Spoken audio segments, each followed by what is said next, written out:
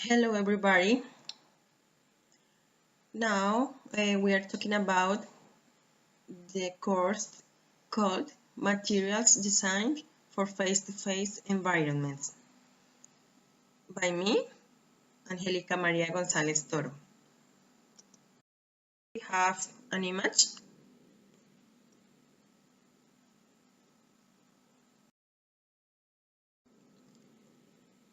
The first topic or item is what should ELT materials have? Materials should expose learners to language in authentic use, which means they should provide learners with advice and instructions for their activities, spoken language, and reading tests. Help learners to pay attention to features of authentic input, which means materials should include grammar and how the language is actually used. Materials should provide learners with opportunities to use target language to achieve communication process. Materials should provide opportunities for outcome feedback, especially feedback on the effectiveness of use of language rather than accuracy of language. Materials should achieve impact, which means they should have attractive presentation and appealing content to target learners.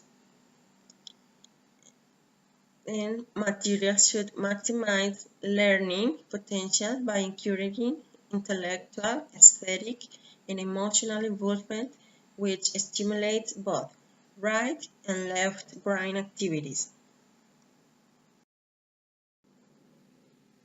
The second item is proposals from principled approaches to the development of ELT materials.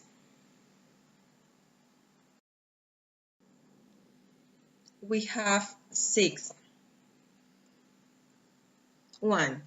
A prerequisite for language acquisition is that learners are exposed to a rich, meaningful, and comprehensible input of language use. In order to acquire the ability to use the language effectively, the learners need a lot of experience of the language being used in a variety of different ways for a variety of purposes.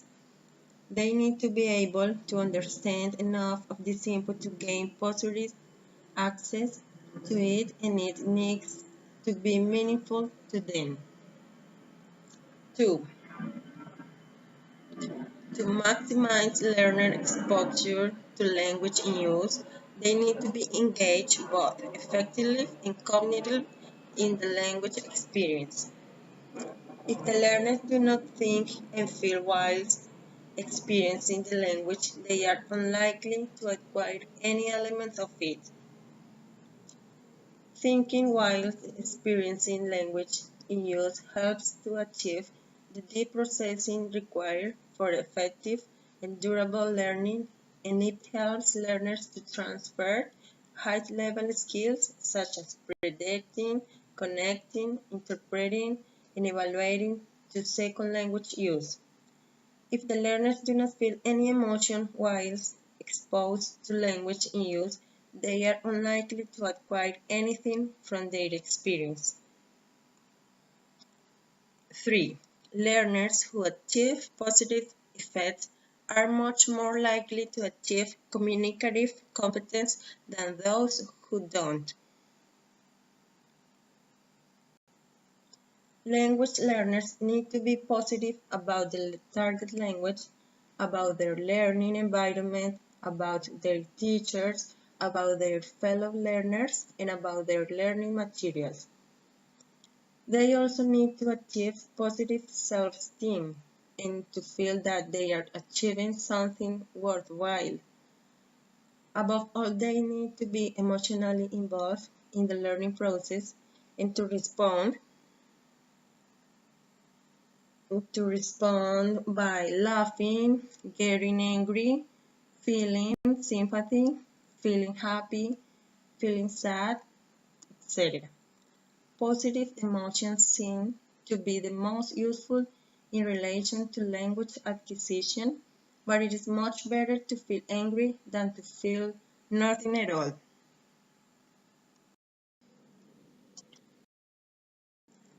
4. Learners using materials resources typically that are also utilized when acquiring first language. In first language learners typically make use of mental imaging, of inner speech, of emotional responses, of connection with their own lives, of evaluations, of predictions, of personal interpretation.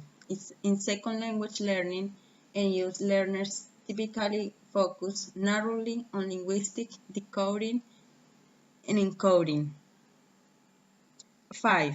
Learners can benefit from noticing salient features of input. If learners notice for themselves how a particular language item or feature is used, they are more likely to develop their language awareness, and they are also more likely to achieve readiness for acquisition. Such noticing is most salient when a learner has been engaged in a test effectively and completely and then returns to it to investigate its language use.